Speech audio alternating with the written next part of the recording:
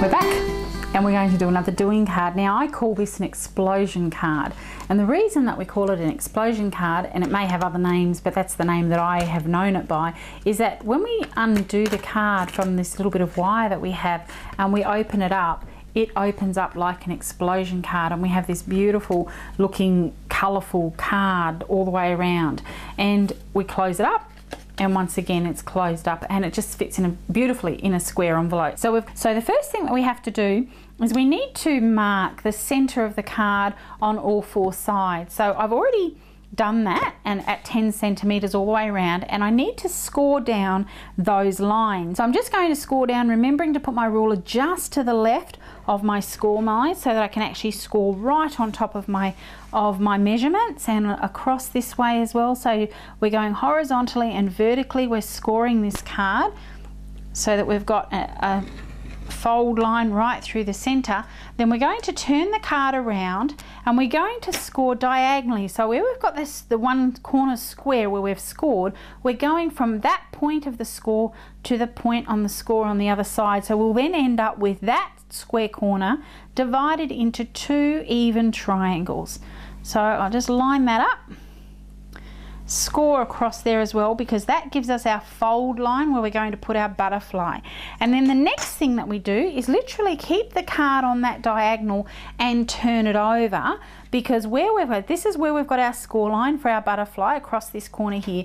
We need to score the back of the card right through diagonally across that card, so that we then have, when we fold the card later on, a mountain fold on this part of the card. Because what I need to do is stamp the card first of all. The first thing I'm going to stamp is the butterfly right in the middle of this point here, and I'm going to use the Plum Archival. Everyone has, again, their personal preference. I've got my little butterfly stamped off there, and now the cut, as you can see on this particular card here, you can see where we've got the writing, and I want to make sure that that writing flows. So what I'm going to actually do is turn my wording so that it actually faces the correct direction. There's a little bit of effort to try and do that.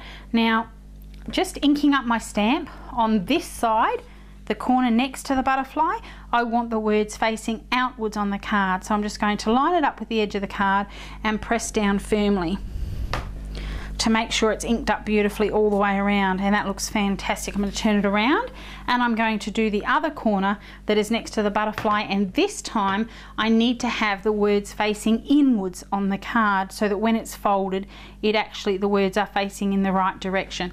So once again, pressing firmly. So turning my card back around and re-inking my stamp up and just following it now all the way across. I'm actually going to stamp it with the words facing outwards directly across that center fold where we've got our score line, and press that down firmly, turn the card around and do the same thing on this edge here as well. And there we have it. So I'm going to turn my card around so it's facing me again. As you can see, we have it nicely centered all the way around. I'm going to actually, before I close that, I'm going to just use the butterfly stamp, the little triple trio that I have, and I'm just going to stamp these little butterflies just randomly around the edge of the card, just to give it a little bit of extra pizzazz, so that we've sort of got a little bit more happening than just the one big butterfly in the center. And you can, put them wherever you're comfy and where you think that you need a little bit of extra oomph.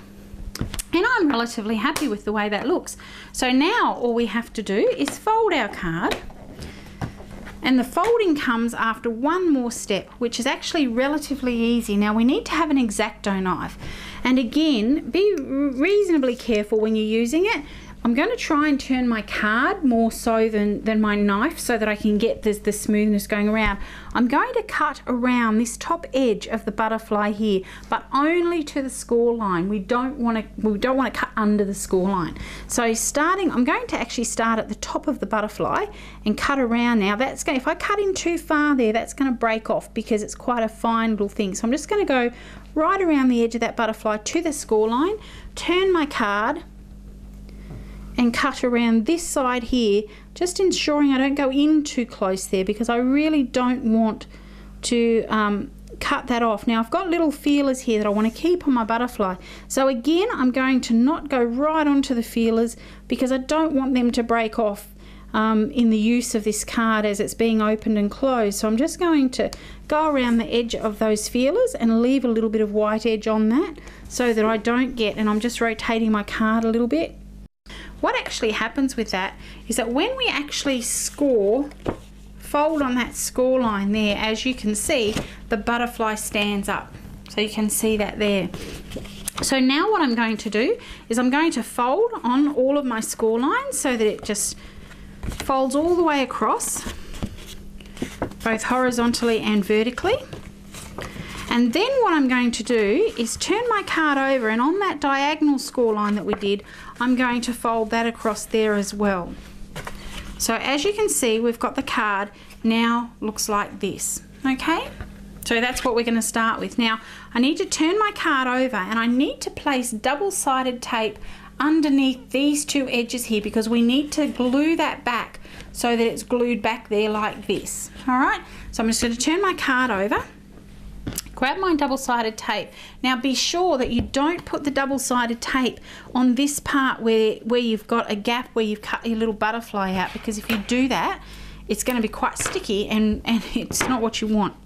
So once again, as I'm looking at this, if you can see here, when I fold that up, I've got this little piece here that I can put a bit of glue on, but I don't want to put the glue so that when I fold it, there's going to be any sticky area here. So I don't have a lot of area under there to put a little bit of tape. So I'm just going to put a little bit just down in this corner down the bottom, just to ensure that I don't get it in the wrong place.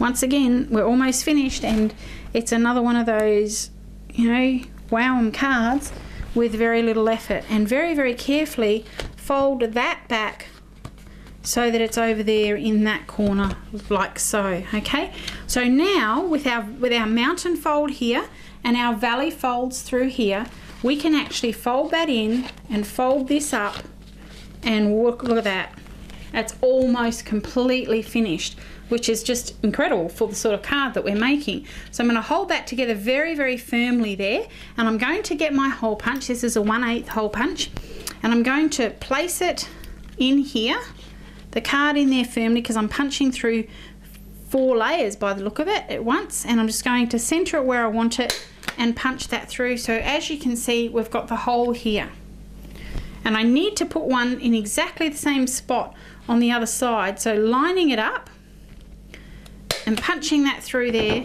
As you can see now, I have 2 holes there on both sides. Maybe today it would be good if we actually use the ribbon so that you can actually see the difference between the wire and the ribbon. You don't need a long piece of ribbon. Maybe, let's have a look and see, just to give you an idea. We're going to do maybe about 5 inches would be ample. So we just want to pull that ribbon through there, feeding the other piece through the other side as well. See if I can get it through. I might just do this a little bit piece at a time. And we've got the ribbon thread through on both sides, as you can see. Okay, so as you can see, there's the back of it. It's completely flat. Like, we need to make sure there's no twists in there. I'm going to place that card firmly down and press firmly on all sides. Now I'm going to put some double-sided tape all around the back of that. Just going to pull that through, and I'm going to put the tape over the ribbon to hold the ribbon firmly in place, and just trim that tape that I've got there a little bit too long. I'd love to see it if you guys, you know, if you make these and would, you know, if you're making one as we go along here and you've got the time or the energy to make one, I'd love to see the work that you've done on all the pieces there. I do work with a bin, so, and then I'm just going to literally center this card where I want it on my card here, and we're done. And that's the card, and that literally is just put together like that. If you want to tie like a, you know, a fairly loose knot, if you feel like you would prefer it to be like that, then that's fine. But there we go, we have it. It's completely finished and it just looks awesome.